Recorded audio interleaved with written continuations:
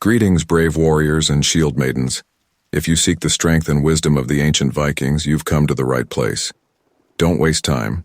Subscribe to the channel now and join our horde to strengthen this community of true Vikings. As you can see, our channel is new, so your subscription is crucial to our growth. If you're a true fan of the Vikings, show your support.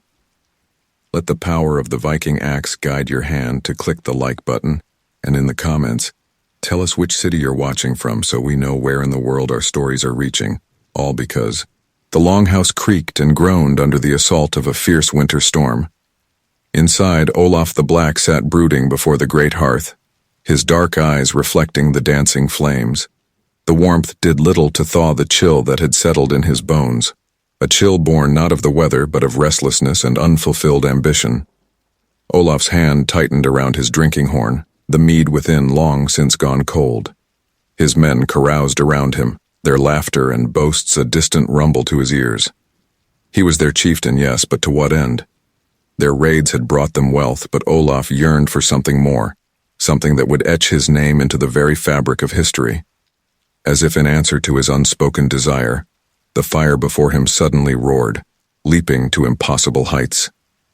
The revelry around him fell silent, and Olaf found himself alone in a void of swirling smoke and embers. From the heart of the inferno, a figure emerged, a one-eyed old man, his beard white as snow, a raven perched upon each shoulder. Olaf's breath caught in his throat. Odin, the All-Father himself, stood before him.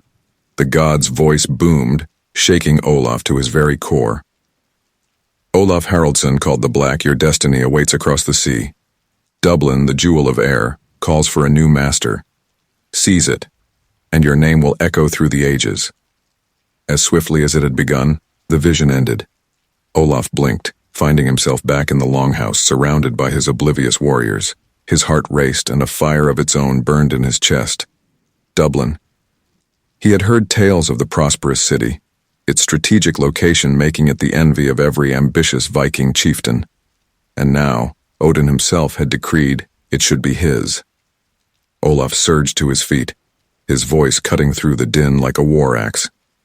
Brothers, the All-Father has spoken to me this night. The hall fell silent, all eyes turning to their leader. Olaf's second-in-command, Bjorn Ironside, stepped forward, his brow furrowed with concern. What vision has Odin granted you, my lord? Olaf's eyes blazed with fervor as he declared, We sail for Dublin. The city shall be ours, by blade and by blood. A moment of stunned silence followed, broken by a crescendo of cheers and the pounding of fists on tables. Yet as Olaf's gaze swept the hall, he noted not all faces shone with enthusiasm. Ulf the Wise, an elder warrior whose counsel Olaf had long valued, spoke up, his voice gravelly with age and doubt. My lord, Dublin is no easy prize. It's well defended, and Sigtrygg's snake in the eye is no fool. Many have tried to wrest it from his grasp, and many have failed. Olaf strode towards Ulf, clasping the old warrior's shoulder. Aye, Ulf, you speak truly. But those who came before did not have the blessing of Odin himself. We shall succeed where others have failed, and our names will be sung in the halls of Valhalla. Murmurs of agreement rippled through the crowd, but Bjorn stepped closer, lowering his voice for Olaf's ears alone. A word, my lord? In private? Nodding, Olaf followed Bjorn to a quiet corner of the longhouse. The burly warrior's face was etched with concern. Olaf, I've followed you into battle more times than I can count, and I'll do so again. But this is madness. Dublin is far from our shores, and Sigtrygg's forces are not to be underestimated. Olaf's eyes narrowed. Do you doubt the will of the gods, Bjorn? Or perhaps you doubt my ability to lead us to victory? Bjorn held up his hands placatingly. I doubt neither, my friend. I only urge caution. A hasty attack could lead us all to an early grave. For a moment Olaf's resolve wavered. Bjorn had ever been a voice of reason, a counterbalance to his own fiery ambition. But the memory of Odin's words burned too brightly to be extinguished by mere caution. Your concerns are noted, Bjorn, Olaf said, his tone softening. But this is more than mere ambition. It's our destiny. I feel it in my bones. Will you stand with me? Bjorn searched Olaf's face, then nodded slowly. Always, my lord. To victory or Valhalla. With his most trusted warrior's support secured, Olaf turned back to address the hall. Prepare yourselves, my friends. When the ice breaks, we sail for glory. As cheers erupted once more, Olaf strode from the longhouse into the biting cold of the winter night. The storm had passed, leaving the sky clear and star-strewn. In the distance, he could hear the crash of waves against the shore, calling to him like the siren song of fate. A presence at his side drew his attention. Astrid, the village seer, stood wrapped in furs, her blind eyes seeming to pierce the darkness. You've set a great wheel in motion this night, Olaf Haraldsson, she said, her voice as ancient and mysterious as the land itself. What do you see in our future, wise one? Olaf asked, a hint of trepidation coloring his words. Astrid turned her sightless gaze to the heavens. I see blood and fire, triumph and tragedy. The path you've chosen will bring you great glory, Olaf, but at a terrible cost. Are you prepared to pay it? A shiver that had nothing to do with the cold ran down Olaf's spine. I am, he said, his voice firm despite the doubt gnawing at his heart. Whatever the price, I'll pay it gladly for the sake of our people's future. The old seer nodded slowly. Then let us prepare the offerings. We must ensure the gods' favor for the journey ahead. As Astrid shuffled away to make preparations, Olaf remained, his gaze fixed on the horizon. The weight of his decision pressed down upon him like a physical thing. He thought of his men, of the battles ahead, of the unknown dangers that awaited them across the sea. For a moment, doubt threatened to overwhelm him. But then he remembered the fire in Odin's eye, the certainty in the Allfather's voice. This was his destiny, the path the gods had chosen for him. Whatever challenges lay ahead, he would face them with courage and cunning. Olaf took a deep breath, filling his lungs with the crisp night air. As he exhaled, he let his doubts go with it. There was no turning back now. Dublin awaited, and with it immortality. With renewed determination, Olaf turned back to the longhouse. There was much to be done. Ships to prepare, warriors to train, alliances to forge. The road to Dublin would be long and fraught with peril, but Olaf the Black was ready to meet his destiny head-on. As he stepped back into the warmth and light of the hall, a sense of excitement rippled through him. The greatest adventure of his life was about to begin, and Olaf couldn't help but smile. Come what may, songs would be sung of this night for generations to come. The salty spray of the North Sea lashed against Olaf's face as he stood at the prow of his longship, the Sea Serpent. The fleet of 10 ships cut through the choppy waters, their dragon-headed prows seeming to devour the horizon. 2 days had passed since they'd left the familiar fjords of their homeland, and already the journey was proving treacherous. Dark clouds roiled overhead, pregnant with the promise of a storm. Olaf's weathered hands gripped the gunwale, his knuckles white with tension. He'd sailed these waters many times before, but never with so much at stake. Odin tests us, growled Bjorn, coming to stand beside his chieftain. The burly warrior's red beard was matted with sea spray, his eyes narrowed against the wind. He wants to see if we're worthy of the prize he's offered. Olaf nodded grimly. Then we shall prove our worth, my friend. Signal the fleet to prepare for rough seas. I'll not lose a single ship before we reach Eira's shores. As Bjorn moved to relay the orders, a cry went up from the lookout. Storm approaching from the north, it's a big one. Olaf's heart raced, but he kept his voice steady as he bellowed commands to his crew. Secure the cargo, lower the sail, every man to his station. The longship erupted into controlled chaos as warriors turned sailors rushed to obey. Olaf took the steering oar himself, his muscles straining against the increasingly violent waves. The storm hit with all the fury of Thor's hammer. Rain lashed down in stinging sheets, and waves tall as mountains threatened to swallow the ship's whole. Lightning split the sky, illuminating the terrified faces of Olaf's men. In the midst of the maelstrom, A voice rose above the howling wind. "Hold fast, you sons of Thor! We are Vikings! No mere storm will claim us!" Olaf turned to see a shield maiden, her blonde hair whipping wildly about her face, rallying the men. It was Freya, a warrior he knew by reputation but had never fought alongside. Her courage in the face of nature's wrath stirred something in Olaf's chest. For hours they battled against the storm, man against nature in a primal struggle for survival. When at last the skies cleared and the sea calmed, Olaf slumped against the mast, exhaustion etched in every line of his face. Freya approached, offering him a horn of water. "You steered us true, chieftain. The men won't soon forget this day." Olaf accepted the drink gratefully. "Nor will I forget your bravery, shield maiden. You shamed Thor himself with your thunder." A ghost of a smile played on Freya's lips. "My father always said I had a storm in my heart. It seems fitting to use it against a real one." As the fleet regrouped, it became clear that they had weathered the storm without loss. A cheer went up from ship to ship, a celebration of survival and a reaffirmation of their purpose. That night, as the ships lay at anchor in a secluded bay, Olaf called his captains together. In the flickering light of a lantern, faces etched with exhaustion but burning with determination looked to him for guidance. "We've passed Odin's first test," Olaf began, his voice low but intense. "But greater challenges lie ahead. Sigtrygg's snake in the eye will not give up Dublin without a fight." Ulf the Wise spoke up, his aged voice carrying the weight of experience. "We should send scouts ahead once we make landfall. Knowledge is as valuable as any weapon in war." Bjorn nodded in agreement. "Aye, and we should seek allies among the local chieftains. Not all are fond of Sigtrygg's rule." Olaf considered their counsel, grateful for the wisdom that surrounded him. "Both good suggestions. Freya, would you lead the scouting party? Your keen eye and quick wit would serve us well."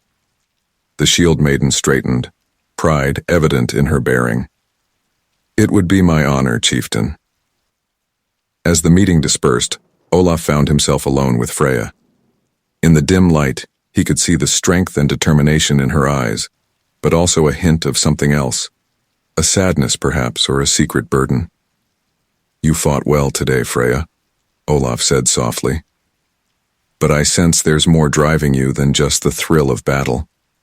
What brings you on this voyage to Dublin?" Freya was silent for a long moment, her gaze fixed on the dark waters beyond the ship. When she spoke, her voice was barely above a whisper. "Vengeance, Olaf. Sigtrygg's men raided my village years ago. They took everything from me, my family, my home, my innocence. I've spent every day since then preparing for this moment." Olaf felt a surge of empathy for the warrior woman. He placed a hand on her shoulder, feeling the tension in her muscles. "Your cause is just, Freya. We will bring Sigtrygg to account for his crimes, I swear it by the gods." Freya's eyes met his, a fierce gratitude burning in their depths. "Thank you, Olaf. I'll not fail you or our people." As Freya took her leave, Olaf remained on deck, his mind churning with thoughts of the challenges ahead. The weight of leadership pressed down upon him, heavier than any armor he'd ever worn. Dawn broke clear and bright, the storm of yesterday nothing but a memory.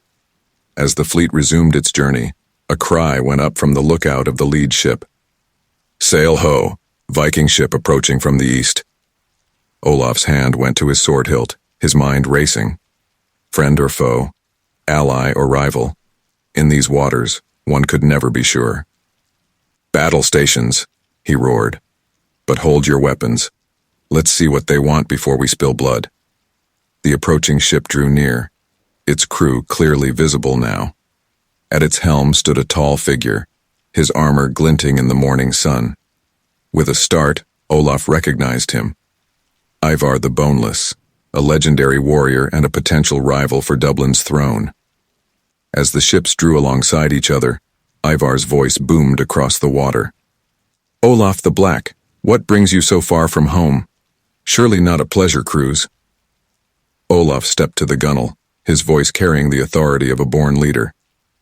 We sail for Dublin, Ivar. Odin himself has decreed it shall be ours. A tense silence fell over both crews. Olaf's hand remained on his sword, ready for whatever came next. But then, to everyone's surprise, Ivar threw back his head and laughed. Dublin, is it? You always did dream big, Olaf. Well, it so happens I'm bound for air myself. Perhaps we might join forces. 2 serpents are better than 1 when hunting such dangerous prey. Olaf's mind raced, weighing the potential benefits and risks of such an alliance. Ivar was known for his cunning as much as his cruelty. Could he be trusted? But as he looked at his own fleet, still battered from the storm, Olaf knew that they could use all the help they could get. With a nod, he made his decision.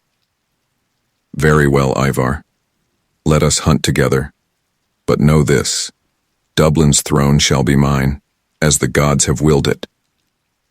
Ivar's grin was wolf-like in its predatory glee. Of course, I'll be content with my share of the spoils. To Dublin then, and glory. As cheers erupted from both crews, Olaf couldn't shake a feeling of unease. He'd won an ally, yes, but at what cost? Only time would tell if this decision would lead to triumph or disaster. With Ivar's ship joining their fleet, they turned their prows once more towards Eire. Dublin lay ahead, with all its promises of wealth, power, and destiny. But so too did unknown dangers and the looming shadow of Sigtrygg's snake in the eye. Olaf took a deep breath of the salty air, steeling himself for whatever lay ahead. The die was cast. There was no turning back now. The green hills of Eire rose before them, a verdant promise after weeks at sea. Olaf stood at the prow of the sea serpent, his heart pounding with anticipation. They had made landfall on a secluded beach, far from prying eyes, but the real challenges were only beginning. As his men dragged the ships ashore, Olaf gathered his captains. Bjorn, Ulf, Freya, and the newly allied Ivar formed a circle around him, their faces a mix of exhaustion and excitement. We've reached Eire's shores, Olaf began, his voice low and intense. But Dublin is still days away, and Sigtrygg's spies could be anywhere. We need allies, supplies, and information. Ivar, his scarred face twisted in a cunning smile, spoke up.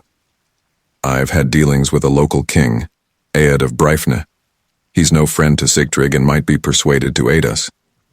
Ulf the Wise stroked his gray beard thoughtfully. A risky move. If word reaches Sigtrygg that we're here, we lose the element of surprise. And if we don't secure allies, we face Sigtrygg's forces alone. Bjorn countered. I say we take the risk. Olaf nodded, feeling the weight of the decision. Agreed. Ivar, arrange a meeting with this King Ead. Freya, take a small party and scout the area. I want to know everything about the land between here and Dublin. As the group dispersed, Freya lingered. Olaf, a word? At his nod, she continued, her voice tinged with concern. Can we trust Ivar? His reputation precedes him, and not in a good way. Olaf sighed, running a hand through his dark hair. Trust? No. But we need him for now. Keep a close eye on him, Freya. If he shows any sign of treachery, I'll put an axe in his back myself, Freya finished, a grim smile on her face. 2 days later, Olaf found himself in the great hall of King Ead, a structure that seemed meager compared to the longhouses of his homeland. The Irish king was a small man with sharp eyes and a sharper tongue. So, Olaf the Black, Ead said, lounging on his throne. You come to my lands with ships and warriors seeking to topple Sigtrygg. Why should I aid you instead of sending word to Dublin of your arrival? Olaf stepped forward, his presence filling the hall. Because, King Ead, Sigtrygg is a plague upon these lands. He raids your villages, steals your people for slaves. Aid us, and we'll put an end to his tyranny. Ead's eyes narrowed. And replace it with your own, no doubt. I offer you wealth, protection, and a share in Dublin's trade, Olaf countered. More than Sigtrygg ever gave you. A tense silence fell over the hall. Olaf could feel the eyes of his warriors upon him, their hands never far from their weapons. Finally, Aed spoke. Very well, Norseman. I'll grant you safe passage through my lands and provide you with supplies. But know this, if you fail, I'll deny ever having met you. Olaf bowed his head slightly. Your support is appreciated, King Aed. We'll feast tonight to seal our alliance. As the hall erupted in cheers, Ivar sidled up to Olaf. Well played, my friend, but don't turn your back on our new ally. Irish hospitality can be unpredictable. The feast that night was a raucous affair. Mead and ale flowed freely, and the hall rang with the sounds of laughter and boasting.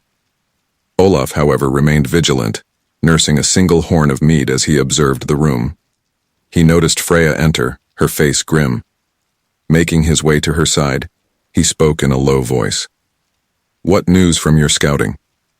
The road to Dublin is well guarded, she replied. Sigtryg has outposts every few miles, and there's more. I overheard some of Aed's men talking. They're not as supportive of this alliance as their king pretends. Olaf's jaw tightened. Keep your weapons close tonight. I fear our hosts may not be as welcoming as they appear. As the night wore on, the atmosphere in the hall grew tense. Olaf could see his warriors eyeing the Irish warily, hands never far from their weapons. The powder keg of mistrust needed only a spark to explode. That spark came in the form of a drunken Irish warrior who stumbled into Bjorn, spilling ale down the Viking's front. Watch yourself, you Norse dog, the Irishman slurred, reaching for his knife. In an instant, the hall erupted into chaos. Vikings and Irish alike drew weapons, years of hostility bubbling to the surface. Olaf's voice thundered above the din. Enough! The fighting paused, all eyes turning to the Viking chieftain. Olaf's gaze swept the room, his voice cold as ice. We are allies now. Any man, Irish or Norse, who breaks this peace will answer to me. Slowly, weapons lowered. The tension in the room remained palpable, but open conflict had been averted. As the two groups separated, Olaf caught King Aed's eye. The Irish king nodded slightly, a mix of respect and wariness in his gaze. Later that night, as most of the warriors slept off their drink, Olaf met with his inner circle in a secluded corner of the hall. This alliance is fragile, he said, his voice barely above a whisper. We need to move on Dublin soon, before it shatters completely. Ulf nodded gravely. Aye, but we're not ready. Our men are still weary from the sea voyage, and we know too little of Sigtryg's defenses. Then we must gather more information, Olaf decided. Freya, I want you to infiltrate Dublin itself. Find out what you can about Sigtryg's forces, the city's weaknesses. Freya's eyes gleamed with determination. It will be done, my lord. As the group dispersed, Bjorn held Olaf back. A word, old friend? When they were alone, he continued. This plan is risky. If Freya is caught... I know, Olaf said, the weight of command heavy on his shoulders. But we have no choice. Without more information, we're sailing blind into a storm. Bjorn clasped Olaf's shoulder. Then let us hope the gods favor us, for we'll need all their blessings in the days to come. As dawn broke, Olaf stood on a hill overlooking the Irish countryside. In the distance, he could just make out the faint outline of Dublin's walls. So close, yet still so far. A presence at his side made him turn.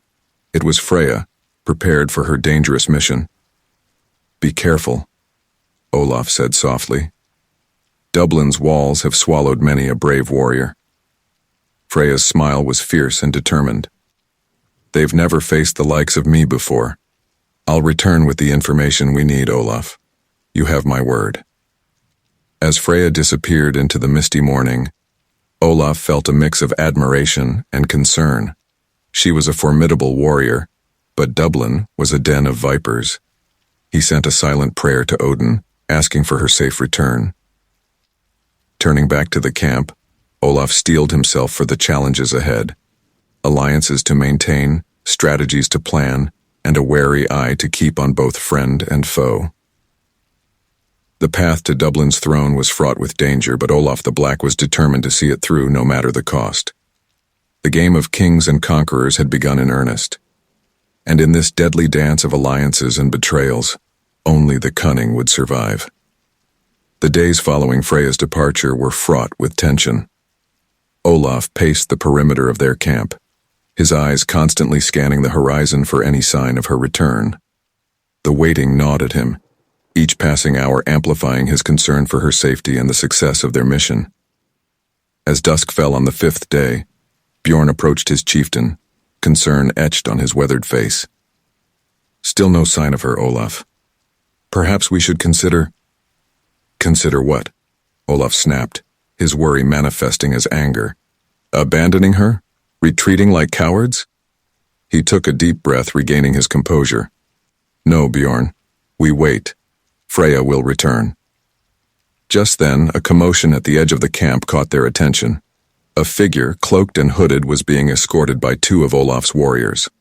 As they drew closer, the figure threw back the hood, revealing Freya's face, bruised but triumphant. "My lord," she said, her voice hoarse with exhaustion. "I bring news from Dublin." Olaf's heart leaped, both with relief at her return and anticipation of the information she carried. "To my tent, quickly. Bjorn, gather the others." Once assembled, Freya recounted her findings. Dublin's defenses are strong but not impenetrable. Sigtrygg has bolstered his forces with mercenaries, but they're an unruly lot. There's discontent among the city's inhabitants, too. Many chafe under Sigtrygg's harsh rule. Olaf leaned forward, his eyes gleaming with interest. And Sigtrygg himself? Freya's expression darkened. A cruel man, but cunning. He suspects an attack is coming, though he doesn't know from where or when. He's offering a king's ransom for information about any approaching armies. The tent fell silent as they absorbed this news. It was Ivar who spoke first, his scarred face twisted in a grin. "Well, well, it seems our snake in the eye isn't as confident as he'd like us to believe." Ulf the Wise stroked his beard thoughtfully. "This discontent in the city could be useful, if we could spark a rebellion from within." "No," Olaf said firmly. "We won't risk the lives of Dublin's people. This is our battle to fight." He turned to Freya. "You've done well. Rest now. You've earned it." As the others filed out, Olaf noticed Freya lingering. "There's more, isn't there?" he asked softly. Freya nodded, her eyes haunted. "I saw them, Olaf. The slaves. My people. They're treated worse than animals. We must free them." Olaf placed a hand on her shoulder, feeling the tension in her muscles. "We will, Freya. I swear it by Thor's hammer. Sigtrygg will pay for his cruelty." The next morning, as a heavy mist clung to the hills, Olaf called his warriors together. Standing atop a large boulder, he addressed the assembled host, his voice carrying across the field. "Brothers and sisters in arms, the time has come to march on Dublin. Sigtrygg's snake in the eye sits upon a stolen throne, growing fat on the suffering of others. But we bring the wrath of the North, we bring justice." A roar went up from the crowd, axes and swords thrust skyward. Olaf waited for the cheers to subside before continuing. "The road ahead is treacherous. Sigtrygg's spies watch the land. We must move swiftly and silently. Any man who brings danger upon us with careless action will answer to me. Is that understood?" A chorus of affirmations rang out. Olaf nodded, satisfied. "Then let us march. For glory, for justice, for Dublin." As the army began to move, Olaf felt a presence at his side. It was King Aed, his face a mask of concern. "You're really doing this, then?" the Irish king asked. "Marching on Dublin with this rabble?" Olaf's eyes narrowed. "This rabble is a finely honed weapon, Aed. Each warrior worth 10 of Sigtrygg's mercenaries." Aed shook his head. "Perhaps. But Dublin's walls are high, and Sigtrygg is no fool. He'll see you coming." "Then we'll give him a sight he'll never forget," Olaf growled. "Your men are ready?" Aed nodded reluctantly. "As promised. though I pray to Christ this folly doesn't bring ruin to us all." As they marched, the weather turned against them. Rain lashed down in icy sheets, turning the road to mud and chilling the warriors to the bone. Olaf pushed them hard, knowing that speed was essential. Every league brought them closer to Dublin, but also increased the risk of discovery. On the third day of the march, as they made camp in a sheltered valley, Bjorn approached Olaf with grim news. "Scouts report a large force moving to intercept us," he said, his voice low. "Sigtrygg must have gotten wind of our approach." Olaf cursed under his breath. Numbers? At least equal to ours, possibly more. Olaf's mind raced, considering their options. A direct confrontation could deplete their strength before they even reached Dublin's walls, but to turn aside now would mean losing their momentum. "We'll split our forces," he decided. "I'll lead the main host along the road. Ivar, you'll take a smaller force through the hills. Flank them if they engage us. Strike at Dublin if they don't." Ivar's eyes glittered with anticipation. "A bold move, Olaf. I like it." As preparations were made, Freya sought out Olaf. "Let me go with Ivar," she said. "I know those hills. I can guide them." Olaf hesitated. The thought of Freya out of his sight, especially with the unpredictable Ivar, made him uneasy. But her knowledge could be crucial. "Very well," he said finally. "But be on your guard. Ivar is an ally of convenience, nothing more." Freya nodded, her hand going to the axe at her side. "I trust him about as far as I can throw him. Don't worry about me, Olaf. Worry about Sigtrygg." As dawn broke, the two forces separated.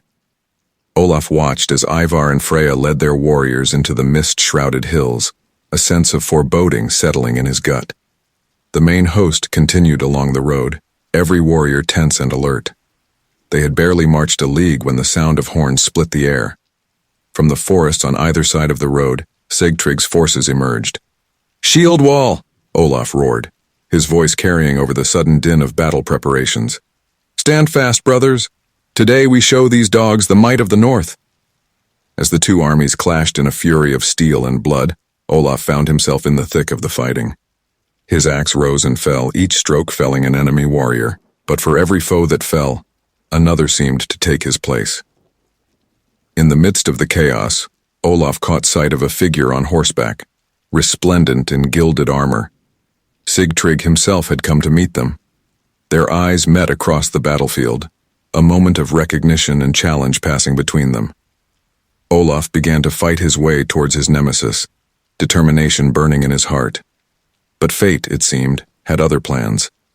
A group of Sigtrygg's elite guards surrounded their leader, cutting Olaf off. As he fought to break through, a cry went up from the rear of Sigtrygg's forces. Ivar's flanking maneuver had worked. Caught between two Viking forces, Sigtrygg's army began to waver. Seizing the moment, Olaf raised his blood-stained axe high. "Forward!" he bellowed. "To Dublin! To victory!" As his warriors surged forward with renewed vigor, Olaf allowed himself a grim smile. The battle was won, but the war for Dublin was far from over. Sigtrygg had escaped, retreating towards the city with his remaining forces.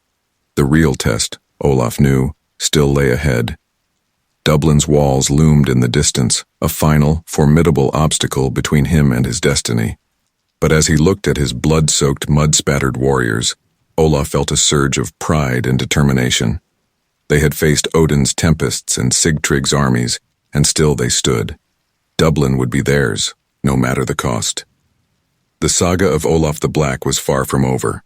The walls of Dublin loomed before them, a formidable barrier of stone and wood that seemed to touch the very sky. Olaf stood at the forefront of his army, his eyes narrowed as he surveyed the defenses. The taste of victory from their earlier skirmish with Sigtrygg's forces still lingered, but he knew the real battle was yet to come. "Impressive, isn't it?" Ivar's voice cut through Olaf's thoughts. The scarred warrior limped to his side, leaning heavily on his axe. "Sigtrygg's been busy since I was last here." Olaf grunted in acknowledgement. "Aye, but walls can be breached and men can be broken. We've come too far to turn back now." As the sun began to set, casting long shadows across the field, Olaf called his captains together. In the flickering light of the campfire, their faces were etched with a mix of exhaustion and determination. "Tomorrow, we take Dublin," Olaf began, his voice low but intense. "Bjorn, you'll lead the assault on the main gate. Ivar, take your men and scale the eastern wall. I'll lead a force to the western side." Ulf the Wise spoke up, his aged voice carrying the weight of experience. "And what of Sigtrygg? He's sure to have tricks up his sleeve." Olaf's eyes glinted in the firelight. "That's where Freya comes in. While we draw their attention, she'll lead a small team into the city through the secret passage she discovered. Find Sigtrygg and end this." Freya nodded, her face a mask of grim determination. "It will be done, my lord. Sigtrygg's reign ends tomorrow." As the meeting dispersed, Olaf found himself alone with Freya.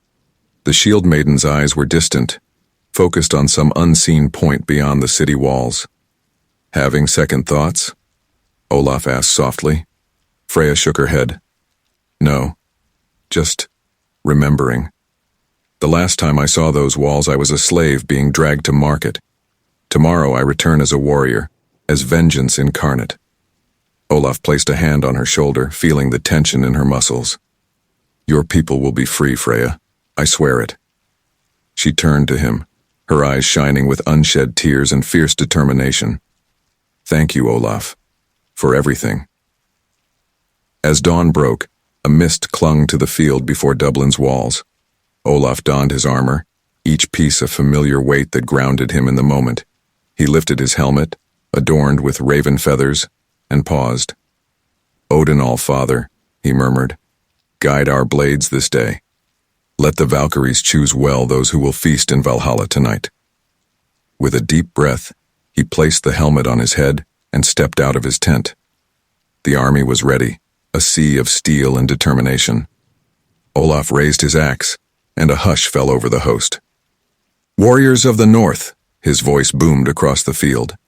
"Before us stands Dublin, ripe for the taking. Its walls may be high, but our courage is higher. Its defenders may be many, but our strength is greater. Today we claim what is ours by right of conquest and the will of the gods." A roar went up from the assembled warriors, weapons clashing against shields in a thunderous cacophony. Olaf turned to face Dublin, his heart pounding with the thrill of impending battle. "For glory and gold," he bellowed. "For Dublin!" With a mighty war cry, the Viking army surged forward. Arrows rained down from the walls, but they pressed on, raising their shields to form a protective roof. As they neared the gates, Olaf could hear the panicked shouts of Dublin's defenders. Bjorn's team reached the main gate first, hefting a massive ram. The sound of wood splintering filled the air as they battered at the entrance.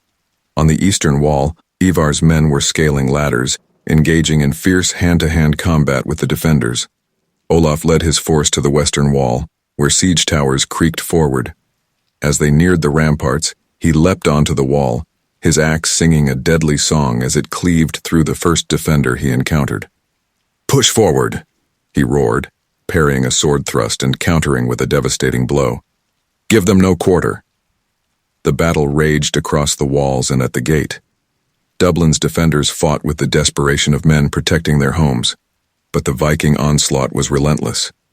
Slowly but surely, they gained ground. In the midst of the chaos, Olaf caught sight of a familiar figure, Sigtrygg himself, resplendent in gilded armor, rallying his men at the main square. Their eyes met across the battlefield, a moment of recognition and challenge passing between them.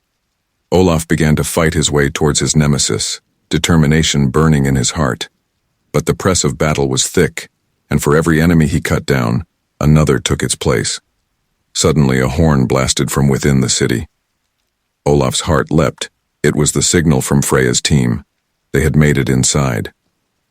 Taking advantage of the momentary distraction, Olaf redoubled his efforts, carving a path through the defenders. He could see Sigtrygg now engaged in combat with a Viking warrior. As Olaf watched, Sigtrygg's blade found its mark, and the Viking fell. With a roar of rage, Olaf charged forward. Sigtrygg turned, his eyes widening as he recognized the Viking chieftain bearing down on him. "Olaf the Black," Sigtrygg sneered, raising his bloodied sword. "Come to die on my blade, have you?"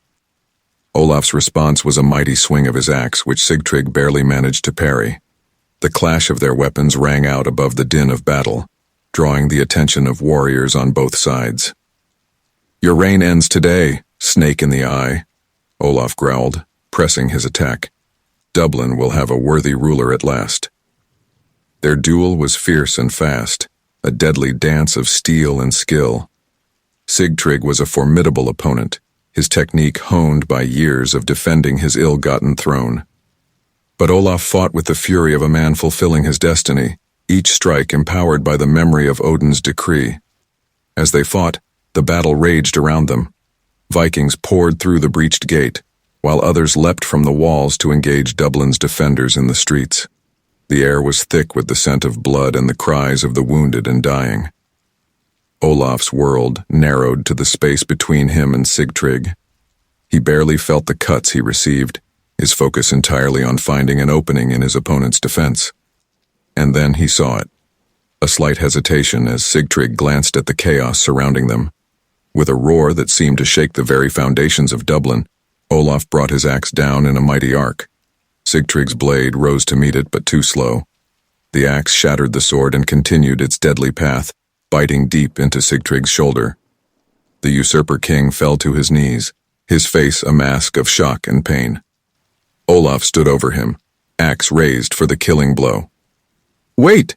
Sigtrygg gasped. "Mercy! I surrender Dublin to you. Spare me, and I'll give you wealth beyond imagining." Olaf paused, his axe hovering in midair. For a moment the sounds of battle seemed to fade away, and he was aware of the eyes of both armies upon him. This was the moment that would define his rule. Would he be known for mercy or for ruthlessness? In that instant, Olaf remembered Freya's words, the suffering of the slaves, the cruelty of Sigtrygg's reign. His decision was made. "There can be no mercy for tyrants," Olaf said, his voice carrying across the suddenly hushed battlefield. "Your wealth is forfeit, your reign is over. To hell with you, Sigtrygg snake in the eye." The axe fell, and with it, the last resistance of Dublin's defenders crumbled. A great cheer went up from the Viking host as Olaf raised Sigtrygg's severed head high. "Dublin is ours," he roared, his voice hoarse but triumphant. As the echoes of victory rang out across the city, Olaf felt a wave of exhaustion wash over him. The battle was won, but he knew the real challenge was just beginning. Ruling a city was a far different task than conquering it. But as he looked out over Dublin, now his Dublin, Olaf felt a sense of destiny fulfilled. Odin's will had been done. The saga of Olaf the Black, King of Dublin, was about to begin. The sun rose on a Dublin forever changed. Smoke still curled from buildings damaged in the battle, and the streets bore the grim evidence of yesterday's carnage. Olaf stood atop the city's highest tower, his eyes scanning the awakening city. His city now. A presence at his side drew his attention. It was Bjorn, his face haggard from the night's work of securing their conquest. "The city is ours, my lord," Bjorn reported, his voice gruff with exhaustion. "But at a cost. Many of our warriors feast in Valhalla this morn." Olaf nodded grimly. "And the people of Dublin? How do they fare?" Bjorn's expression darkened, frightened, angry. "There's talk of rebellion brewing in the lower quarters." Before Olaf could respond, hurried footsteps echoed up the tower stairs. Ulf the Wise appeared, his aged face etched with concern. "My lord," he panted, "you must come quickly. There's trouble in the Great Hall." Olaf's hand went to his axe. "What kind of trouble?" Ulf's eyes darted nervously between Olaf and Bjorn. "It's Ivar, my lord. He's claiming the throne for himself." A cold fury settled in Olaf's chest. He had suspected Ivar's ambitions, but to move so soon, so boldly. "Gather our loyal men," he growled. "It seems our ally needs a reminder of who conquered this city." As they descended the tower, the sounds of argument grew louder. Entering the great hall, Olaf was met with a scene of chaos. Ivar stood atop the dais, his scarred face twisted in a sneer as he addressed a group of agitated warriors. "Why should Olaf claim Dublin?" Ivar was saying. "Was it not my plan that breached the walls? My warriors who turned the tide?" Olaf's voice cut through the din like a blade. "Your plan? Your warriors?" The hall fell silent as all eyes turned to him. "Tell me, Ivar, was it your blood that sealed our victory over Sigtrig?" Ivar's hand went to his sword. "Ah, the conquering hero arrives. Come to claim your prize, Olaf?" "I come to claim what is mine by right of conquest and the will of the gods," Olaf replied, his voice dangerously low. He ascended the dais, standing eye to eye with Ivar. "Or have you forgotten Odin's decree?" A tense silence fell over the hall. Warriors on both sides gripped their weapons, the air thick with the promise of violence. Ivar's eyes narrowed. "The gods are fickle, Olaf. Perhaps Odin has changed his mind." "Then let him tell me so himself," Olaf growled. In one swift motion, he drew his axe. "Or do you presume to speak for the All-Father now?" The tension in the room reached a breaking point. Just as it seemed blood would be shed, a new voice rang out. "Enough!" All eyes turned to see Freya striding into the hall, her armor still stained with the blood of yesterday's battle. She moved to stand between Olaf and Ivar, her gaze fierce. "Is this how the conquerors of Dublin behave?" she demanded. "Squabbling like children while the city burns around us?" Shame flickered across the faces of many warriors. Olaf felt a grudging respect for Freya's boldness. "The shield maiden speaks true," Ulf added, his aged voice carrying the weight of wisdom. "We have won a great victory, but our hold is tenuous. United we stand, divided we fall." Ivar's face twisted in a snarl. "Pretty words, but they don't change the fact that Olaf is unfit to rule Dublin. He knows nothing of this land, these people." "And you do," Olaf countered. "You who would betray an ally for your own gain?" For a moment it seemed Ivar might attack, but then unexpectedly he laughed. "Well played, Olaf the Black. Well played indeed." He stepped back, spreading his arms wide. "Very well. Let us put it to a vote. Let the warriors decide who is most fit to rule Dublin." Murmurs rippled through the crowd. Olaf's mind raced, weighing his options. A vote could solidify his claim, but it was also a risk. How many of his men had Ivar turned? Before Olaf could respond, the great doors of the hall burst open. A group of Dublin's citizens, led by a gray-haired man in rich robes, strode in. "What is the meaning of this?" Olaf demanded. The old man stepped forward, his bearing proud, despite the fear evident in his eyes. "I am Father Ciaran, head of St. Mishan's Church. We come to treat with the new rulers of Dublin." Ivar's eyes gleamed with opportunity. "Perfect timing, good father. Perhaps you'd like to weigh in on our little debate? Who do you think should rule Dublin?" Father Ciaran's gaze darted between Olaf and Ivar. We care not who sits upon the throne. We come only to plead for the safety of our people. Already there is looting in the streets. Homes burn. Innocents suffer." Olaf felt a pang of shame. In his focus on Ivar's betrayal, he had neglected his duties as a conqueror and future king. "Enough of this," Olaf declared. He turned to address the hall.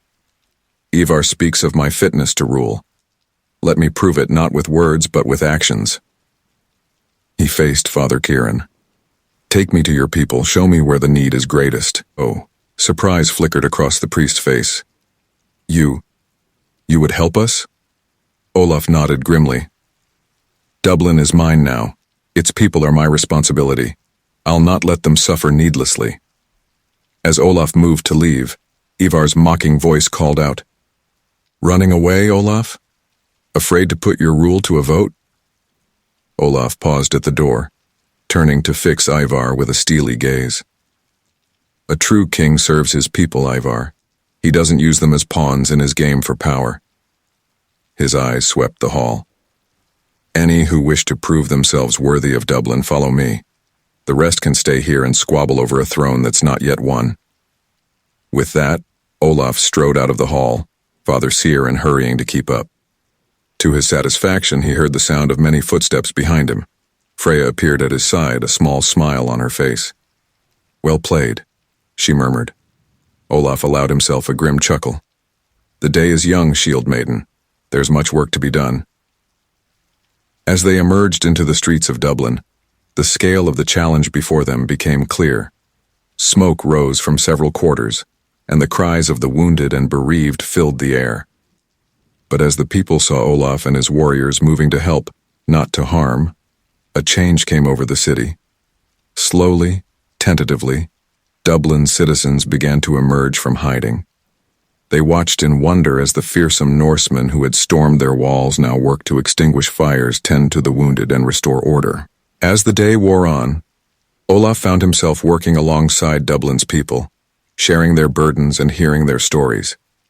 He learned of their fears, their hopes, their daily struggles under Sigtrygg's rule. By nightfall, as Olaf stood once more atop the city's highest tower, he looked out over a Dublin transformed.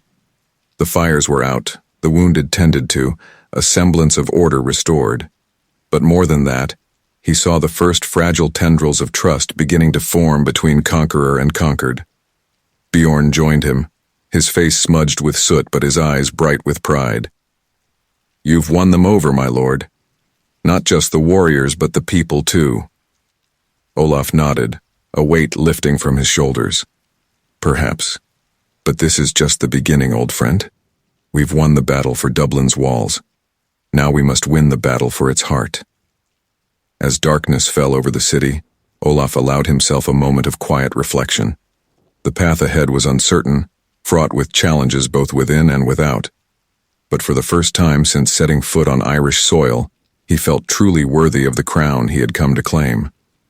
Dublin was his, not just by right of conquest, but by the will of its people. And Olaf swore a silent oath to prove himself worthy of their trust, come what may. The first rays of dawn crept over Dublin's horizon, illuminating a city teetering on the edge of chaos. Olaf stood in the courtyard of his newly claimed stronghold, surrounded by his most trusted warriors. Their faces were grim, etched with exhaustion and worry. Bjorn approached, his usually stalwart demeanor shaken. "My lord, the situation worsens. Food stores run low and there's talk of plague in the lower quarters." Olaf's jaw tightened. "And Ivar?" Still rallying support among the discontented, Ulf the Wise interjected, his aged voice heavy with concern. "He speaks of your weakness in aiding the conquered, claims a true Viking king would rule with an iron fist." A wave of frustration washed over Olaf. He had hoped his actions the previous day would have quelled such dissent. "And our own warriors? Where do they stand?" Freya stepped forward, her eyes dark with fatigue, but burning with determination. "Many stand with you, Olaf. They see the wisdom in your approach. But others—" She hesitated, choosing her words carefully. "Others yearn for the spoils of war they were promised." Olaf nodded, absorbing this information. The weight of leadership pressed down upon him, heavier than any armor he'd ever worn. He was about to speak when a commotion at the gate drew their attention. A group of Dublin citizens, led by Father Cyr, pushed their way into the courtyard. Their faces were a mix of fear, anger, and desperate hope. "King Olaf," Father Cyr began, his voice trembling slightly. "We come seeking your aid. A fever sweeps through the city, claiming lives by the hour. Our healers are overwhelmed and many fear it's a punishment from God for our defeat." Olaf's mind raced. A plague could destroy everything he'd fought for, turning the people against him and weakening his forces. But to ignore it would be to abandon the very people he'd sworn to protect. "Take me to the afflicted," Olaf declared, his voice ringing with authority. "Freya, gather our healers and any herbs we can spare. Bjorn, double the guards on our food stores. We can't risk contamination."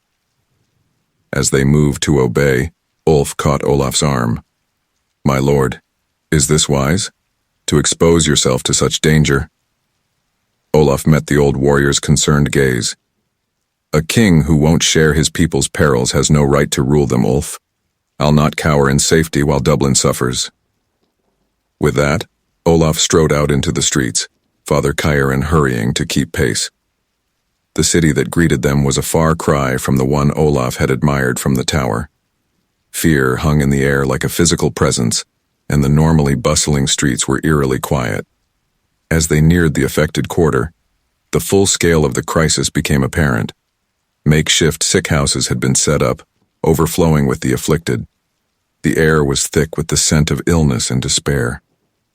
A woman, her face gaunt with grief, fell to her knees before Olaf. "Please, my lord," she sobbed, clutching at his cloak. "My son. He burns with fever. Save him, I beg you." Olaf knelt beside her, gently grasping her shoulders. "Take me to him," he said softly. "We'll do all we can." For hours, Olaf worked alongside Dublin's healers and his own people, tending to the sick, comforting the dying. He saw warriors who had fearlessly faced battle now pale at the sight of the afflicted, yet stand firm in their duty. As the sun began to set, Olaf found himself in a quiet corner of one of the sick houses, exhaustion threatening to overwhelm him. Freya appeared at his side, offering a cup of water. "You should rest, my lord," she said, her voice tinged with concern. "You'll do no one any good if you fall ill yourself." Olaf accepted the water gratefully. "How can I rest, Freya? While my people suffer, while Ivar plots, while everything we've fought for hangs by a thread." Freya's eyes softened with understanding. "It's in moments like these that true leaders are forged, Olaf. You've shown more strength today than any battle could reveal." Before Olaf could respond, a commotion outside drew their attention. They emerged to find Ivar and a group of his supporters confronting Bjorn and a contingent of loyal warriors.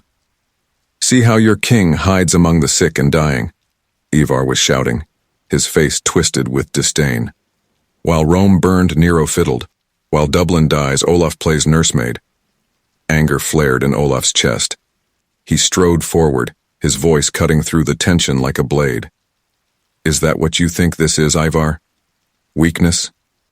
The crowd parted, all eyes turning to Olaf. He stood tall, despite the exhaustion weighing on him, his presence commanding respect.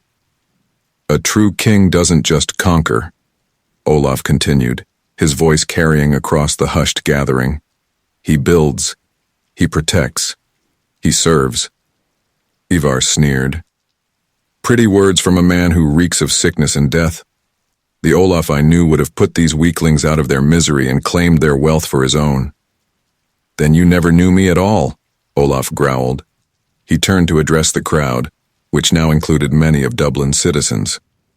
"I came to this city as a conqueror, yes, but I stand before you now as your king, your protector, your servant." He paused, his gaze sweeping over the assembled faces. "I cannot promise you an easy path. The days ahead will be dark and filled with hardship. But I swear to you by Odin's eye and Thor's hammer that I will fight for Dublin with every breath in my body, not just against external threats, but against hunger, disease, and despair."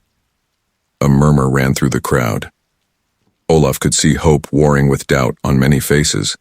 He pressed on, his voice gaining strength.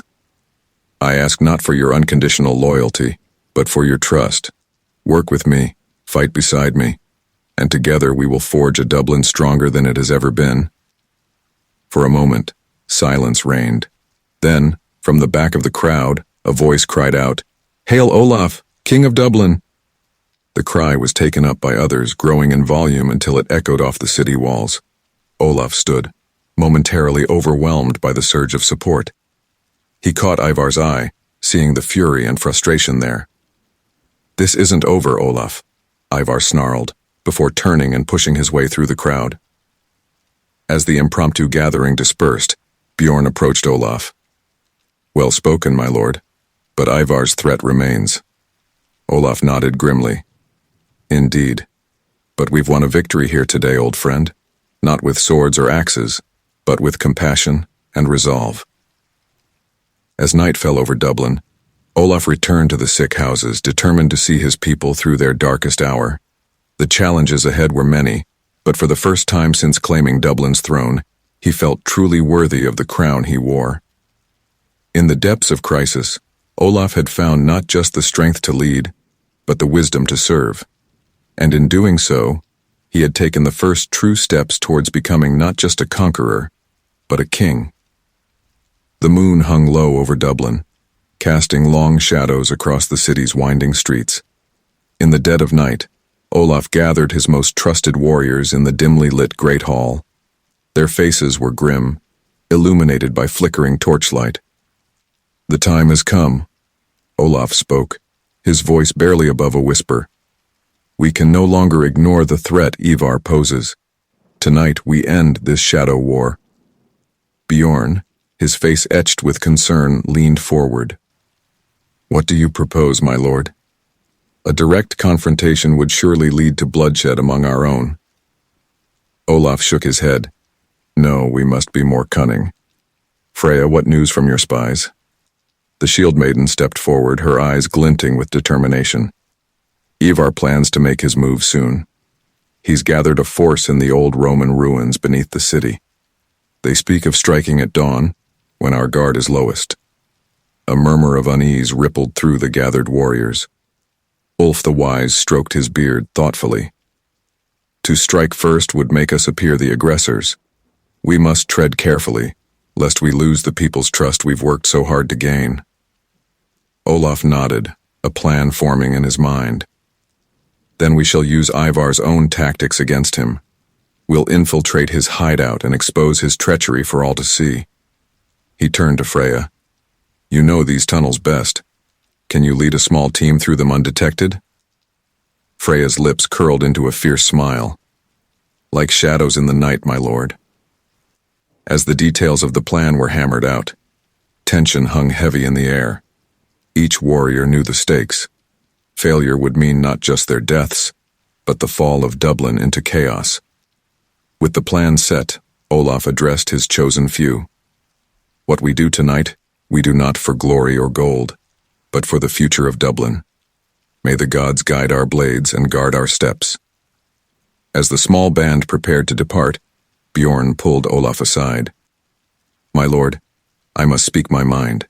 This plan, it's fraught with danger. Perhaps I should go in your stead." Olaf clasped his old friend's shoulder. "Your concern is noted, Bjorn, but this is something I must do myself. A king who asks his men to take risks he himself won't face is no true king at all." Bjorn nodded, respect and worry warring in his eyes. "Then may Odin watch over you, my friend." Under the cover of darkness, Olaf, Freya, and 3 of their most skilled warriors slipped out of the stronghold. They moved through Dublin's streets like ghosts, their footsteps muffled, their breath held. At the entrance to the ancient tunnels, Freya paused. "Once we're inside, we'll have to move quickly and silently. One wrong step could alert Ivar's men." Olaf nodded, feeling the weight of his axe at his side. "Lead on, shield maiden. We follow your steps." The tunnels were a maze of darkness and decay. The air was thick with the scent of mold and forgotten history. As they delved deeper, Olaf could feel the press of centuries bearing down upon them. Suddenly, Freya held up a hand, signaling them to stop. Voices echoed from around a bend in the tunnel. Olaf strained his ears to listen. "At dawn, we strike," came Ivar's unmistakable growl. Olaf will never see it coming. He's too busy playing nursemaid to the weak to notice the knife at his back. Anger flared in Olaf's chest, but he tamped it down. Now was not the time for rash actions. Freya leaned close, her whisper barely audible. "There's a chamber ahead. If we can reach the upper level, we'll have a clear view of their entire operation." Olaf nodded, signaling the others to follow. They crept forward, every step measured, every breath controlled. As they reached the chamber, Olaf's eyes widened at the sight before him. Dozens of warriors milled about, sharpening weapons and donning armor. At the center stood Ivar, gesticulating wildly as he outlined his plan of attack. But what truly caught Olaf's attention were the crates stacked against one wall. Crates bearing the seal of Sigtrygg's snake in the eye. By the gods, one of Olaf's warriors breathed. He's been in league with Sigtrygg all along. Olaf's mind raced. This was more than just a power grab. It was outright treachery. He turned to Freya, about to signal their retreat, when disaster struck. A loose stone shifted under one warrior's foot, clattering down into the chamber below. For a heartbeat, all was silent. Then chaos erupted. "Intruders!" Ivar roared. "Find them! Kill them all!" Olaf's voice cut through the pandemonium. "To me! We fight our way out!" What followed was a blur of steel and blood. Olaf and his small band fought like cornered wolves, their blades singing a deadly song in the confines of the ancient tunnels. Freya was a whirlwind of destruction, her axe cleaving through enemy after enemy. "This way," she shouted, gesturing towards a narrow passage. "It leads to the surface." As they fought their way towards escape, Olaf found himself face to face with Ivar. The scarred warrior's eyes blazed with hatred. "You fool," Ivar spat. "You could have had it all. Instead, you'll die in the dark, forgotten by history." Olaf's axe met Ivar's sword with a resounding clash. "Better to die with honor than live as a traitor," he growled. Their duel was fierce but brief. Olaf's righteous fury lent strength to his blows, and soon Ivar was on the defensive. With a mighty swing, Olaf shattered Ivar's sword and sent him stumbling back. "Yield, Ivar," Olaf commanded. "Face justice for your crimes." But Ivar, his face twisted with rage, lunged forward with a hidden dagger. Olaf barely managed to dodge, the blade grazing his side. In that moment of desperation, the tunnel around them groaned ominously. "My lord!" Freya's voice cut through the chaos. "The tunnel's collapsing. We must leave now." Olaf hesitated for a split second, torn between justice and survival. But as the first stones began to fall, he made his choice. "Fall back," he roared. "To the surface." They ran through the crumbling tunnels, the sounds of pursuit fading behind them as Ivar's men scrambled for their own escape. When they finally burst into the pre-dawn light, gasping for air, Olaf realized the true cost of their mission. One of their warriors was missing, lost in the chaos of the collapsing tunnels. The others bore wounds, some serious, and Ivar, the traitor, had slipped away in the confusion. As the first rays of dawn touched Dublin's walls, Olaf looked out over the awakening city. They had survived, yes, and uncovered a plot that could have torn Dublin apart.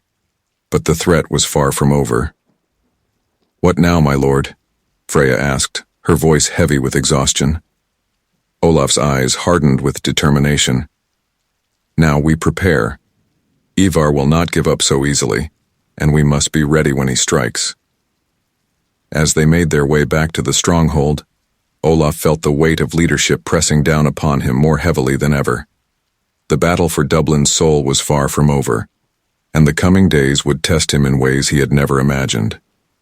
But as he looked at the loyal warriors by his side, at the city he had sworn to protect, Olaf knew one thing with certainty. Whatever challenges lay ahead, he would face them head-on, for the sake of Dublin and its people. The sun rose on a city unaware of the night's events, but Olaf knew that soon, very soon, the true test of his reign would begin. The great hall of Dublin echoed with the clamor of voices, a cacophony of fear, anger, and confusion. Olaf stood before the assembled crowd, his face etched with determination. The events of the night had spread like wildfire through the city, and now he faced not just his own warriors but the people of Dublin as well. "Silence!" Bjorn's voice boomed, cutting through the din. As the noise subsided, all eyes turned to Olaf. "People of Dublin," Olaf began, his voice carrying to every corner of the hall. "Last night a great treachery was uncovered. Ivar, who fought beside us to claim this city, has revealed himself a traitor. He conspired with our enemies, seeking to plunge Dublin back into chaos." Murmurs rippled through the crowd. Olaf could see the doubt and fear in many eyes. He pressed on, his voice gaining strength. But know this, his plot has failed. We stand here united, ready to defend our city against any who would threaten it, be they from without or within. An elderly man stepped forward, his voice quavering. And what of the plague, Lord? What of our empty bellies and broken homes? Fine words won't rebuild our city or feed our children. Olaf felt the weight of their expectations pressing down upon him. He took a deep breath, steeling himself for what must be done. You speak truly, good sir. Words alone are not enough. Olaf's gaze swept the hall. Which is why I make this vow to you all. From this day forward, every able-bodied person in Dublin, be they Norse or Irish, warrior or craftsman, will work together to rebuild our city. He gestured to Ulf the Wise. My advisors have drawn up plans for new defenses, for granaries to ensure we never go hungry again. But we cannot do this alone. We need every hand, every mind, every heart committed to Dublin's future. A ripple of surprise ran through the crowd. A young woman, her face marked by recent grief, spoke up. You would have us work alongside our conquerors? As equals? Olaf met her gaze steadily.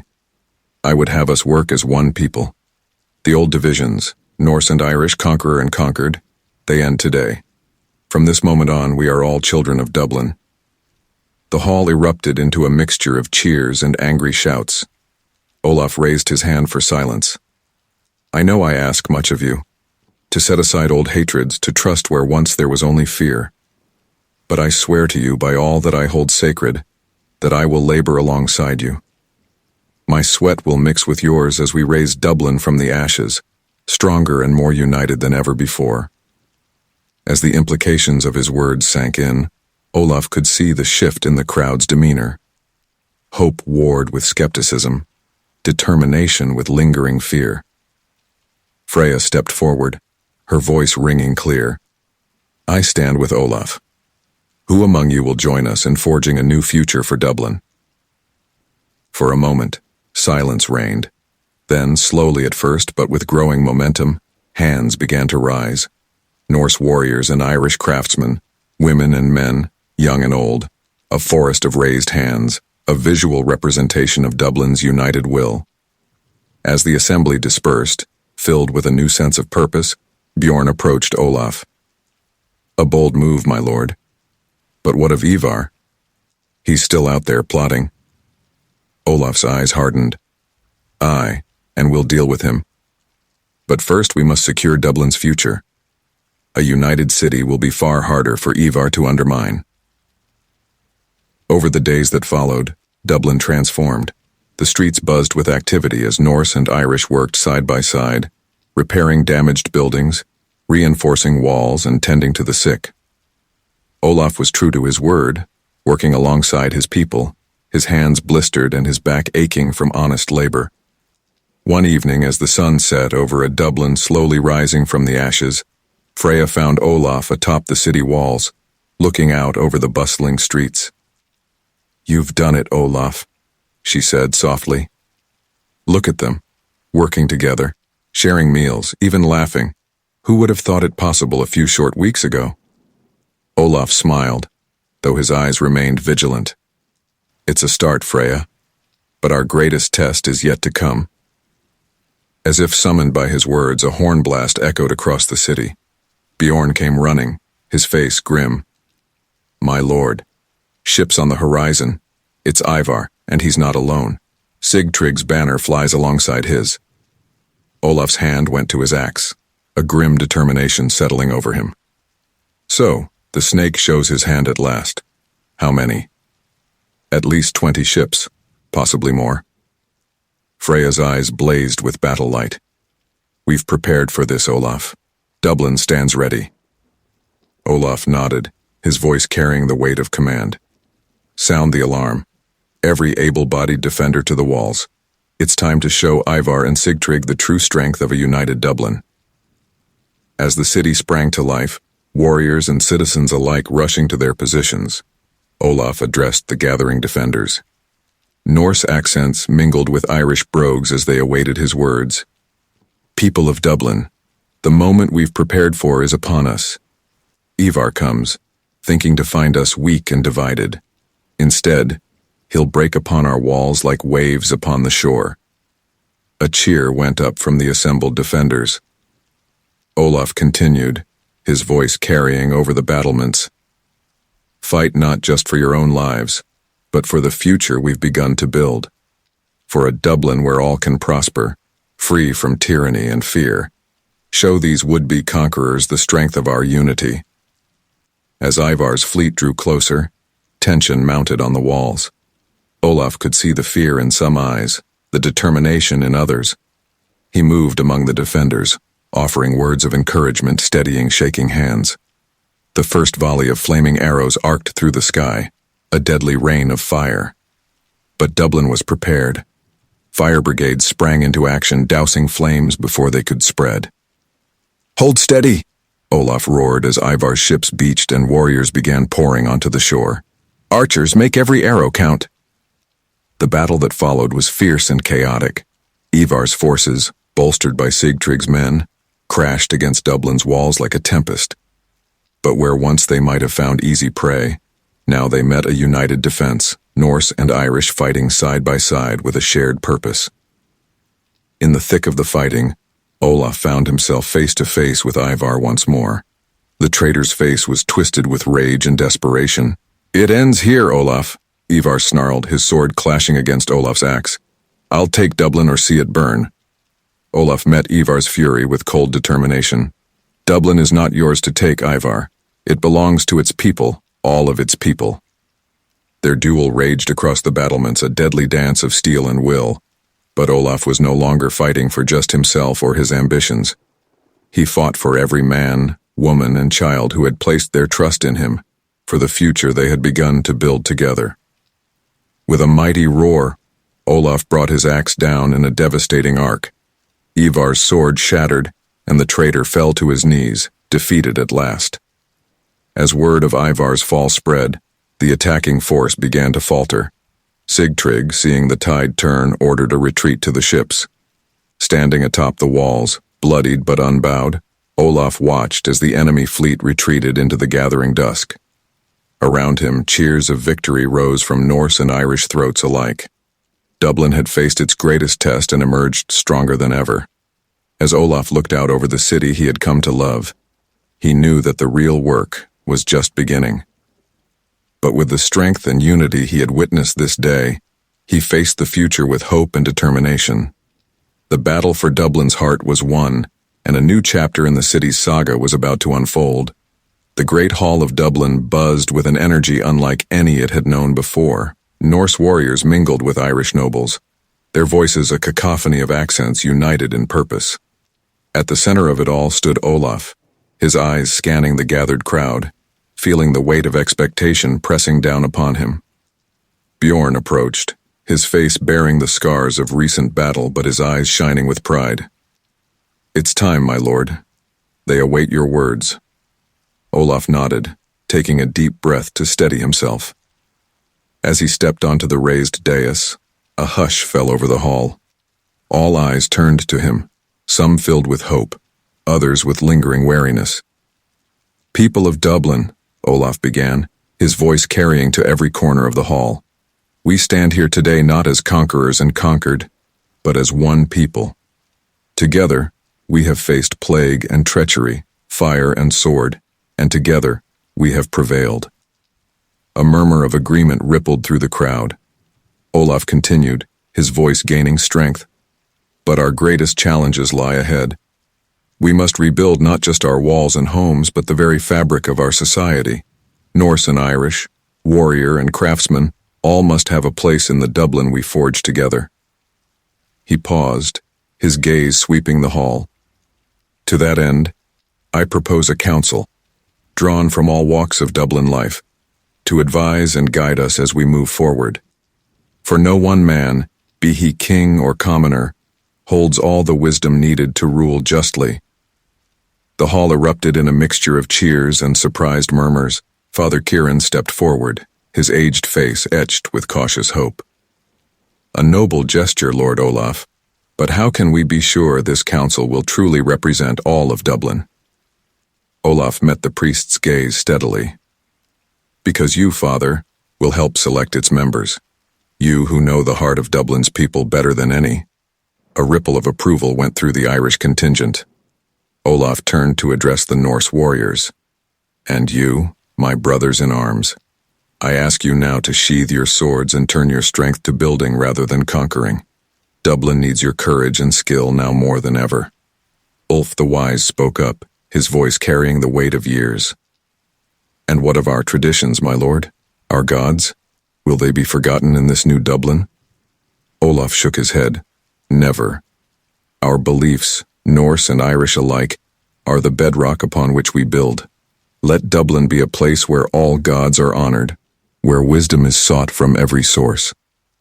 As the implications of his words sank in, Olaf could see the shift in the crowd's demeanor. Hope blossomed where once there was fear, unity where there had been division. Freya stepped forward, her voice ringing clear. I for one pledge my axe and my heart to this vision. Who stands with us? One by one, Norse and Irish alike stepped forward, pledging their support. The air in the hall grew thick with emotion, relief, hope, and the first tentative tendrils of true unity. As the assembly dispersed, filled with a new sense of purpose, Bjorn approached Olaf. A bold vision, my lord, but the path ahead will not be easy. Olaf nodded grimly. Aye, but it's a path we must walk if Dublin is to thrive. The old ways of conquest and division must give way to something new. Later that evening, as the sun set over a Dublin humming with renewed purpose, Olaf found himself atop the city walls. The sight that greeted him filled his heart with a mixture of pride and trepidation. Below, in the streets and squares, Norse and Irish worked side by side, clearing debris and beginning the process of rebuilding. The air was filled with the sound of hammers and saws, punctuated by snatches of song in both languages. Freya joined him, her face softened by the golden light of sunset. You've given them hope, Olaf. A reason to believe in a future together. Olaf smiled, though his eyes remained thoughtful.